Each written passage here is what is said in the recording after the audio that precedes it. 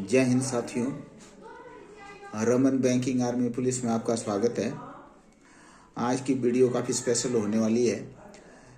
इसके अंदर बात करेंगे कि एचपी पुलिस कांस्टेबल जो पिछली भर्ती आपको पता है पूर्ण हो चुकी है और अगली भर्ती आपको पता ही 800 सीटों के लिए 800 पोस्ट के लिए अगली भर्ती आ रही है। तो उसकी डेट क्या उसकी डेट रहेगी, क्या एक्सपेक्टेड डेट है और क्या कट ऑफ रह सकती है, प्लस जो पिछली एचपी पुलिस कांस्टेबल भर्ती हुई है उसकी क्या कट ऑफ रही और क्या एचपी पुलिस कांस्टेबल के अंदर धांधली हुई है, इस पर भी बात करेंगे। और इसके अलावा पटवारी की एक्सपेक्टेड जो है क्या सिलेबस रहने वाला है उस पर बात करेंगे। तो सबसे पहले आपसे गुजारिश है कि हमें इंस्टाग्राम, फेसबुक और यूट्यूब पे फॉलो करें और वीडियो अगर अच्छी लगती है तो ज़्यादा से ज़्यादा वीडियो को आप लाइक करें, शेयर करें ताकि ज़्यादा से ज़्यादा लोगों तक ये जानकारी पहुंच पाए। तो चलिए वीडियो चालू करते हैं। पहले बात करते हैं कि जो एचपी पुलिस कांस्टेबल है उसकी अगली भर्ती कब होगी, क्योंकि कई लोग ये जानना चाहते हैं कि पिछली भर्ती तो कंप्लीट हो गई है तो अगली भर्ती का जैसे मैं बता चुका हूँ ऑलरेडी कि 800 पोस्टें टोटल है जिसमें मेल और फीमेल दोनों रहेंगे और फीमेल का कोटा आपको पता ही है कि बढ़ा दिया गया है, 30% के आसपास फीमेल का कोटा होगा। तो वो जो प्रस्तावित है वो भर्ती वो लगभग हमारी मार्च एंड या अप्रैल शुरू में अगली भर्ती जो है आपकी आ जाएगी। ये होगी नहीं, ये मैं आपको बता रहा हूँ कि नोटिफिकेशन इसकी आ जाएगी अगली भर्ती की। जो एक्सपेक्टेड डेट है वो आपकी मार्च एंड या फिर अप्रैल शुरू में 2026 में, ठीक है जी। तो उसके बाद आपको पता ही है कि प्रोसेस तो आपको पता ही है, उसके बाद फार्म फिल होगा 1 महीना, उसके बाद में भी लास्ट डेट बढ़ जाती है कई बार और उसके बाद फिर आपको पता ही है कि पहले ग्राउंड होता है और ग्राउंड के बाद आपका जो है वो फिर रिटर्न एग्ज़ाम बाद में होता है। तो ये पहली न्यूज़ मैंने आपको बता दी कि जो लोग तैयारी करना चाहते हैं वो लोग अभी से तैयारी चालू कर सकते हैं इसके लिए, एचपी पुलिस कांस्टेबल के लिए। तो ये तो आगे पहली बात। दूसरी बात आती है कि जो पिछली पुलिस भर्ती हुई है उसके अंदर क्या धांधली हुई है या नहीं हुई है। मैं उस बात पर आपको नहीं बताऊंगा कि धांधली हुई है नहीं हुई है, आप लोग खुद समझदार है। मैं आपको कुछ तथ्य आपके सामने रखूंगा और उस तथ्य के आधार पर आप लोग खुद ही कमेंट मुझे करिएगा नीचे कि आपको क्या लगता है, क्या चीज़ है, क्या सही है या क्या गलत है, या मैं सही कह रहा हूँ या गलत कह रहा हूँ। जैसा आप जानते हैं कि इससे पहले भी हमने कई बार एचपी पुलिस कांस्टेबल का मुद्दा उठाया था, चाहे 2021-22 वाली जो भर्ती थी या 19 वाली भर्ती थी, स्पेशली 2021 और 22 में जो भर्ती हुई थी उसमें तो जब जिस दिन रिजल्ट आया था उन्होंने थोड़ा सा एचपी पुलिस वाले ही उसको कंडक्ट करे थे, उन्होंने थोड़ी सी ट्रांसपेरेंसी दिखाई थी। तो उन्होंने जिस हिसाब से स्कोर दिखाए थे तो मैंने उसी दिन, अगर आपने मेरा वीडियो देखा तो मैंने उसी दिन बता दिया था कि इसके अंदर कुछ ना कुछ धांधली हुई है और फिर आपने देखा 1.5-2-2.5 महीने बाद वो पेपर ऑटोमेटिकली कैंसिल हुआ था। इस बार की जहाँ तक बात है तो शिमला वालों ने के अंदर मेरे को काफ़ी कमियां नजर आई। तो चलिए उन पर बात करते हैं एक करके और फिर आगे बात करेंगे कि क्या मैं सही हूँ या आप सही हैं या फिर शिमला वाले सही हैं, सब पर बात करेंगे। और नीचे कमेंट करके आप बताइए कि मेरी बात आपको जच रही है या नहीं जच रही है, और बात जचेगी तो फिर ज़्यादा से ज़्यादा वीडियो को शेयर भी करिएगा। पहला जो मुद्दा है अगर आप देखें तो पुलिस कांस्टेबल का, तो इससे पहले जो पुलिस कांस्टेबल की भर्ती होती थी उसके अंदर अगर आपको पता हो पैटर्न, तो उसके अंदर आपके पास समय होता था 60 मिनट। ध्यान से सुनिएगा बात को, समय आपके पास 60 मिनट होता था और प्रश्न आपके पास होते थे 80, ठीक है जी। 60 मिनट में आपको 80 प्रश्न करने होते थे। अब जो नया ठेका इन्होंने लिया HPSSC शिमला ने, उसके बाद इन्होंने उसके अंदर 80 की जगह 90 सवाल कर दिए, यानी कि अगर मोटा मोटा हम देखें तो 10 सवाल बढ़ते हुए नजर आए, ठीक है जी। तो आप खुद सोचो कि अगर आप 10 सवाल बढ़ा रहे हैं तो समय कितना बढ़ाना चाहिए, यानी कि 60 मिनट थे 80 सवाल थे, ठीक है जी। अब इन्होंने क्या किया, इन्होंने आपके 80 की जगह 90 सवाल कर दिए, यानी कि कितने क्वेश्चन बढ़े आप खुद देख लीजिए, 10 क्वेश्चन बढ़े, ठीक है जी। तो आप ही मुझे कमेंट करके बताइए कि समय कितना बढ़ना चाहिए था, ठीक है। मेरे हिसाब से तो जो समय बढ़ना चाहिए था वो 10 मिनट बढ़ना चाहिए था, या ज़्यादा से ज़्यादा आप 20 मिनट बढ़ा सकते थे, ठीक है जी। लेकिन कुछ लोग ये बोलेंगे कि भाई जो पुराना पैटर्न था उसके अंदर मैथ के 8 ही सवाल आते थे, इस बार जो पुलिस भर्ती हुई उसमें मैथ के 20 सवाल आए। तो उस कारण जो है थोड़ी सी जो है मैथ का प्रश्न हल करने में थोड़ा समय अधिक लगता है। तो मैं भी उस बात को मान रहा हूँ कि ये बात सही है कि पुलिस में वाकई ही मैथ में 8 सवाल आते थे जो कि 20 बढ़ के 20 हो गए, लेकिन रीजनिंग के जो 16 सवाल थे वो भी तो घट के 10 हो गए। तो थोड़ा तो वहाँ पर काउंटर हो गया, लेकिन फिर भी आपकी बात से मैं सहमत हूँ कि इसमें तो थोड़ा और बढ़ना चाहिए था। तो हम मान के चल सकते हैं कि आपके 10 सवाल बढ़े थे तो आप अधिकतम 30 मिनट बढ़ा सकते थे, यानी कि आपका जो समय होना चाहिए था 90 सवाल 90 मिनट में। ठीक है जी, मेरे हिसाब से तो ये पैटर्न होना चाहिए था। परंतु HPSSC शिमला वालों ने क्या किया कि सवाल तो 80 की जगह 90 यानी कि 10 ही सवाल बढ़ाए, परंतु समय दुगना कर दिया। ठीक है जी, तो ये आपको ये बात मुझे नहीं लगता कि आज तक किसी ने इतनी वीडियो बनी होगी आपकी HP पुलिस की, आपने देखी होगी, पर मुझे नहीं लगता किसी ने इस मुद्दे को उठाया होगा। तो हालांकि मैंने पहले भी ये मुद्दा उठाया था, एक बार फिर मैं ये मुद्दा उठा रहा हूँ कि 1 घंटे का समय 2 घंटे होने का 2 ही मतलब निकलते हैं। ठीक है जी, या तो पहला मतलब ये निकलता है कि पेपर काफ़ी हाई लेवल का यानी कि लेंथी पेपर होगा, ये बात एक नज़र आती है। और जब हम जिस टाइम कोचिंग करा रहे थे तो उस टाइम भी मैंने ये 2 बातें बोली थी क्या, कि या तो नंबर 1 पॉइंट ये है कि या तो पेपर बहुत हाई लेवल का यानी कि काफ़ी लेंथी पेपर आपको देखने को मिलेगा, यानी लेंथी क्वेश्चन आपके मैथ के अंदर होंगे, मैथ और रीजनिंग के अंदर। और कुछ टॉपिक भी उन्होंने ऐसे इंक्लूड किए थे जिसके अंदर लेंथी क्वेश्चन होते भी हैं वाकई, जैसे कि स्टैटिस्टिक्स है या प्रोबेबिलिटी है, या फिर आपकी स्पीड डिस्टेंस एंड टाइम है, या आपकी मेंसुरेशन है। ये कुछ टॉपिक ऐसे रहते हैं जिनके अंदर बड़े लेंथी क्वेश्चन भी आते हैं। ठीक है जी, तो हमें मान के चल रहे थे कि शायद पेपर लेंथी होगा। ठीक है जी, या फिर सेकंड बात ये है कि भाई बंदे के पास समय बचेगा, और अगर समय बचेगा क्योंकि टेस्ट ऑनलाइन नहीं है और इतनी सख्ताई होगी, ये बात मैं नहीं मानता हूँ। तो आगे आप खुद समझदार हैं, आप खुद समझ सकते हैं कि क्या हुआ होगा। ठीक है जी, मैं इस बात पर नहीं बात करूंगा कि नकल हुई नहीं हुई, क्या हुआ आपस में पूछा नहीं पूछा। ठीक है जी, तो जहाँ तक हम पेपर की बात करें, जब पेपर आया तो 2 बातें थी। क्या मान रहे थे हम मान रहे थे कि शायद पेपर वैसा ही होगा कि 2 घंटे का ही पेपर होगा, लेकिन जब अगर आप उस पेपर को ध्यान से देखें तो उसके अंदर इंग्लिश का स्तर तो काफ़ी अच्छा था, इसमें तो कोई दो राय नहीं है। इंग्लिश के अंदर जो आपके प्रश्न पूछे गए थे अच्छे लेवल के थे, और एक अच्छा पेपर आपका इंग्लिश का कहा जा सकता है। और अगर हम जीके पर भी बात करें तो जीके का स्तर भी ठीक था, क्योंकि जो सिलेबस मेंशन किया गया था, थोड़ा सा सिलेबस तो ज़्यादा था, लेकिन जो सिलेबस मेंशन किया गया था पेपर भी सिलेबस के आधार पर ही था। तो उस जीके के अंदर भी आपको ज़्यादा बात नहीं कर सकते कि पेपर ठीक नहीं था। अगर हम हिंदी की बात करें तो हिंदी के अंदर भी अगर 1-2 प्रश्नों को देखें जिसमें विवाद था थोड़ा सा, तो अदरवाइज अगर आप देखें तो हिंदी का प्रश्न पत्र भी अगर आप देखें तो ठीक ही था।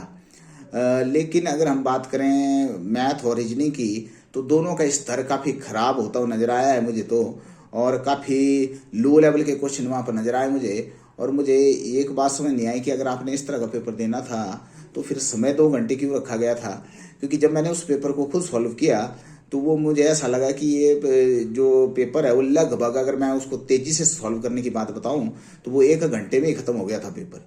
ठीक है, पर चलिए वो शॉर्टकट भी हमने ईजाद किए थे, शॉर्टकट भी उसमें लगाए, पर चलो हम मान के चलते हैं कि भाई बंदे ने पेपर थोड़ा टिक के सॉल्व किया होगा। एक होता ना आपकी हवा में फायरिंग, जैसे अगर मैं इस पेपर को कंपेयर करूं बैंकिंग से, तो बैंकिंग के अंदर हमारे पास 60 मिनट होते हैं, ध्यान से सुनिएगा, 60 मिनट होते हैं और सवाल होते हैं 100। ठीक है, और जिसके अंदर आप ऐसा भी नहीं पूछते मैथ के सवाल नहीं होते, 35 सवाल आपके मैथ के होते हैं, 35 सवाल आपके रीजनिंग के होते हैं, और 30 सवाल आपके इंग्लिश के होते हैं।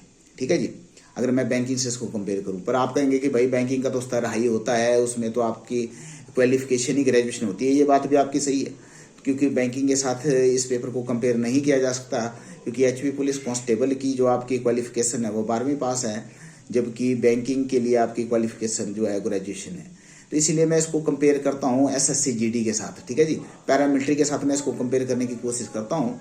तो यदि मैं पैरामिलिट्री के साथ इस पेपर को कंपेयर करूँ तो मैं पाऊंगा कि पैरामिलिट्री यानी SSC GD के अंदर 60 सवाल होते हैं, और नहीं सॉरी 60 मिनट होते हैं, और टोटल सवाल जो होते हैं वो 80 होते हैं।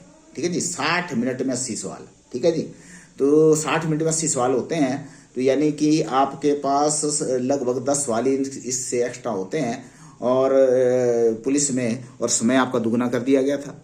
ठीक है, SSC GD के अंदर भी अगर आप देखें तो मैथ के 20 सवाल होते हैं, रीजनिंग के भी 20 सवाल होते हैं, इसके अलावा 20 सवाल आपके GK के रहते हैं, और 20 सवाल आपके इंग्लिश या हिंदी के होते हैं। तो यदि मैं एसएससी जीडीएस को कंपेयर करूं तो उसके हिसाब से भी ऐसा लग रहा है कि एचपी पुलिस कांस्टेबल ने एक्स्ट्रा टाइम दिया है।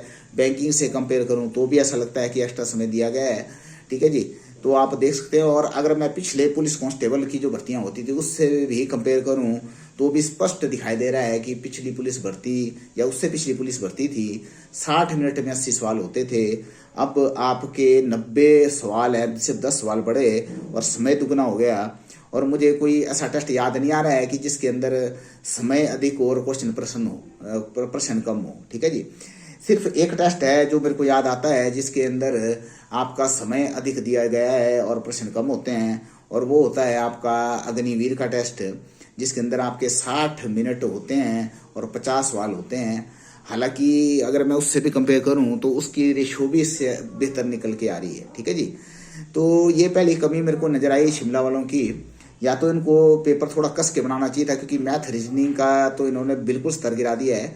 इससे पिछले पेपर अगर आप देखेंगे 2021-22 का जो 2 पेपर हुए थे, एक कैंसिल होने से पहले, एक कैंसिल होने के बाद, खासकर कैंसिल होने के बाद तो काफ़ी हाई लेवल का पेपर देखने को मिला था। और इसके अलावा उसमें सीटिंग अरेंजमेंट हो, पजल हो, काफ़ी लेंथी होते थे क्वेश्चन, और मैथ के सवाल में भी काफ़ी टाइम लगता था।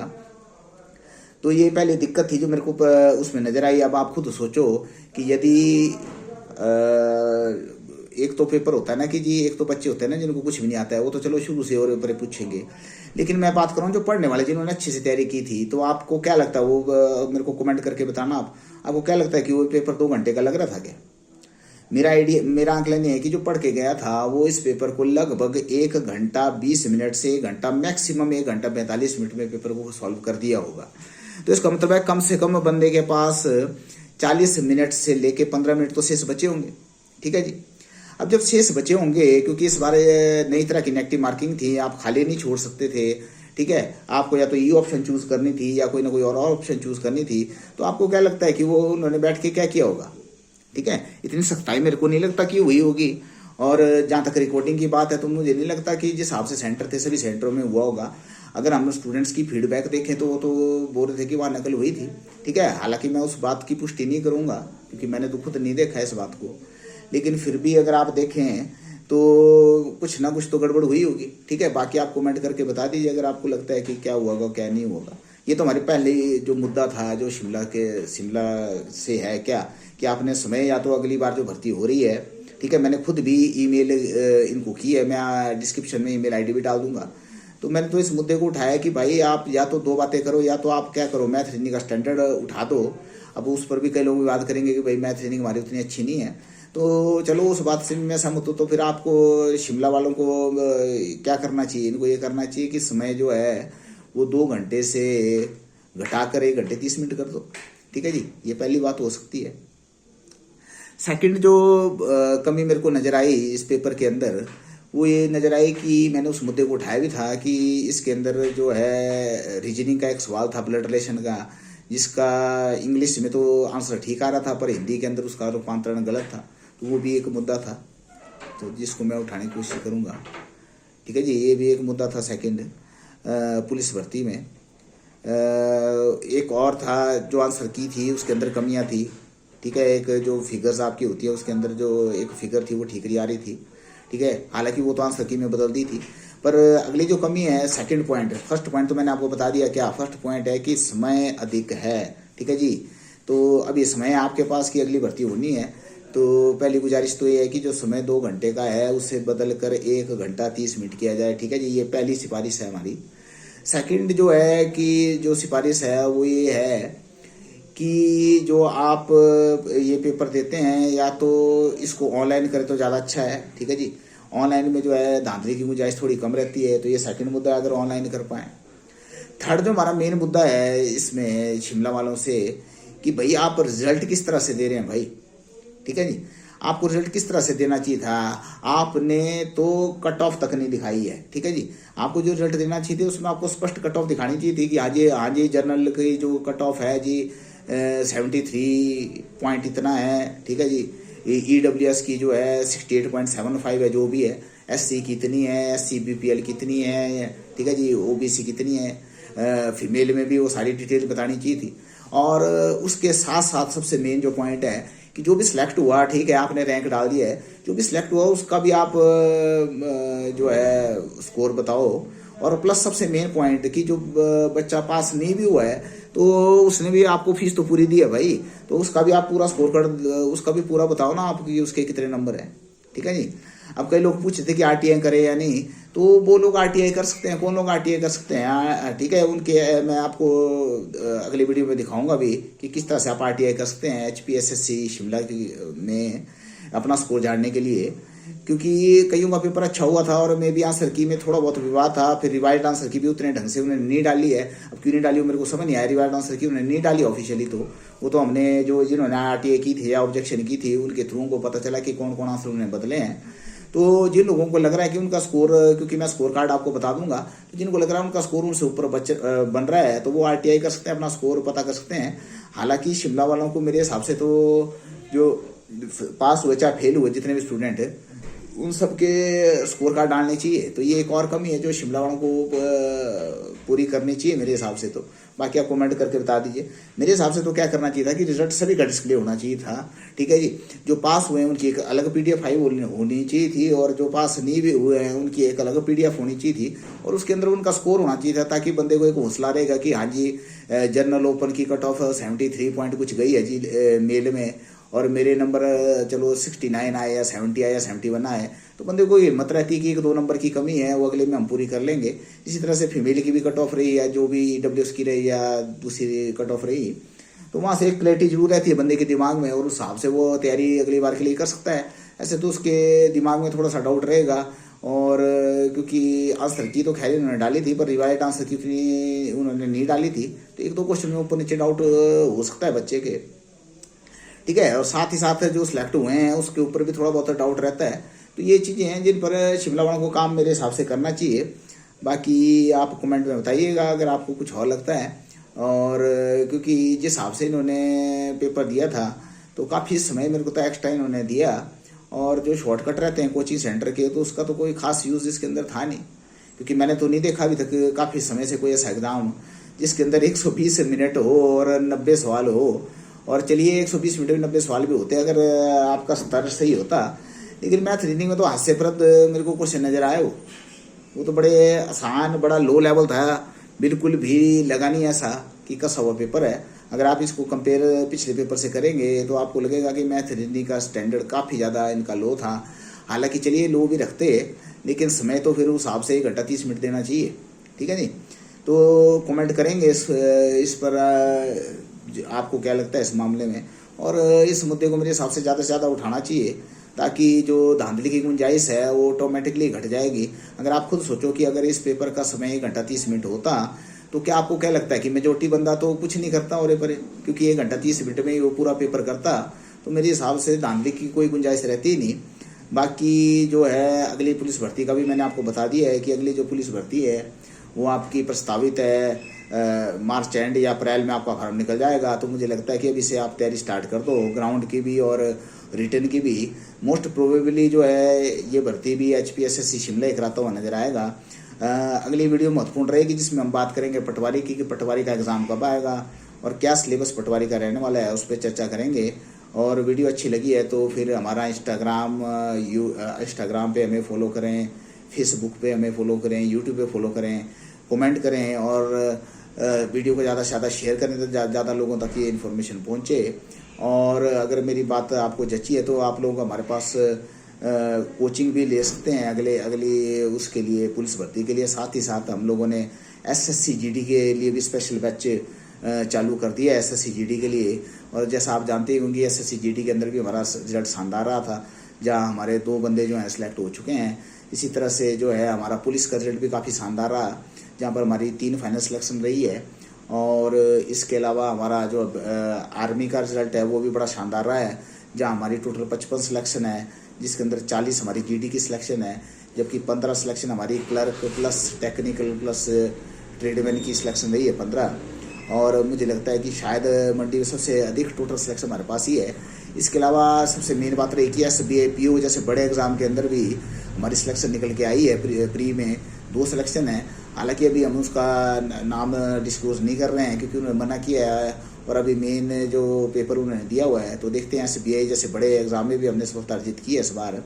तो जो भी हमारे साथ अगले उसके बैच के लिए जुड़ना चाहते हैं तो हमारे व्हाट्सएप नंबर 7018096608 या 9882544546 पर व्हाट्सएप कर सकते हैं। ठीक है जी। अगले वीडियो में मिलते हैं जिसमें हम बात करेंगे कि पटवारी का क्या सिलेबस है, क्या क्या कब उसकी नोटिफिकेशन आएगी, और इसके अलावा कुछ और गंभीर विषय पर हम बात करेंगे कि किस तरह से आप RTI कर सकते हैं या किस तरह से आप ईमेल कर सकते हैं, उस पर भी बात करेंगे। मैं पर्सनली तो ईमेल की भी है। और इसके अलावा आप किस तरह से रमन बैंकिंग में फ्री कोचिंग ले सकते हैं, उस पर भी बात अगले वीडियो में करेंगे।